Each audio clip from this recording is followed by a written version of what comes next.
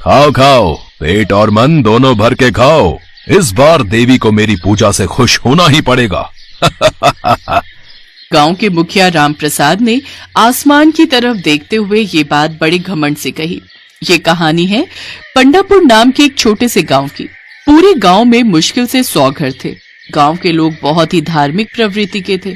सभी गांव में मौजूद एकमात्र मंदिर में देवी माँ की पूजा करते और खेती बाड़ी करके अपना गुजारा चलाते थे। उसी मंदिर के पुजारी का नाम था कैलाश।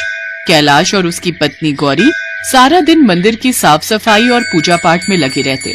और फिर भंडारे के दौरान, अरे पुजारी, ये बता कि आज तक तूने इतना बड़ा भंडारा देखा है कहीं, जहाँ खाने में पूड़ी और 3 तरह की सब्जियां हो, और तो और साथ में खीर और मिठाई भी हो। नहीं नहीं मुखिया जी, मैंने तो अपने जीवन में इससे बड़ा भंडारा कभी नहीं देखा। वही तो अब तू ये बता कि अब बारिश होगी कि नहीं? मुखिया जी, ये मैं कैसे बता सकता हूँ? मैं पुजारी हूँ, कोई ज्योतिषी नहीं। ओए पुजारी, बात मत घुमा। सीधे सीधे पूछ रहा हूँ तो सीधा सीधा बता। बोल, बारिश होगी कि नहीं? देखिए मुखिया जी, बारिश होगी या नहीं ये तो देवी ही जाने। अगर वो आपकी पूजा से खुश हुई तो बारिश जरूर होगी, और अगर बस बस बस, चुप हो जा। इस बार देवी को बारिश करनी ही होगी। इतना खर्चा किया है मैंने। इन भूखे नंगे लोगों ने कभी एक साथ 3-3 सब्जियां और खीर नहीं खाई होगी, तो मुझसे कैसे खुश नहीं होंगी देवी? उनको आना पड़ेगा, पानी बरसाना पड़ेगा, और अगर इस बार भी बारिश नहीं हुई तो तेरी खैर नहीं। पुजारी के बच्चे, अब इसमें मेरा क्या कसूर है मुखिया जी? वो तो मैं तुझे बाद में बताऊंगा। भंडारा खत्म हो गया। गांव के सारे लोग हाथ जोड़कर आसमान की तरफ देखने लगे।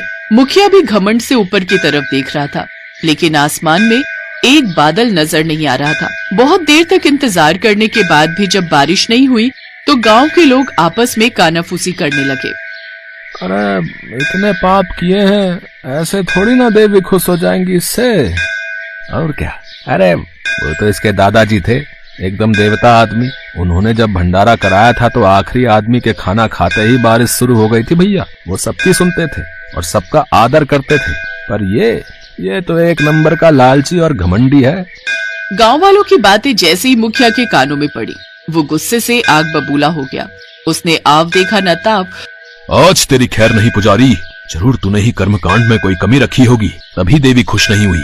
ओए धनिया, कलवा, हरिया, अरे मारो इसको, हड्डियां तोड़ डालो इस नकली पंडित की।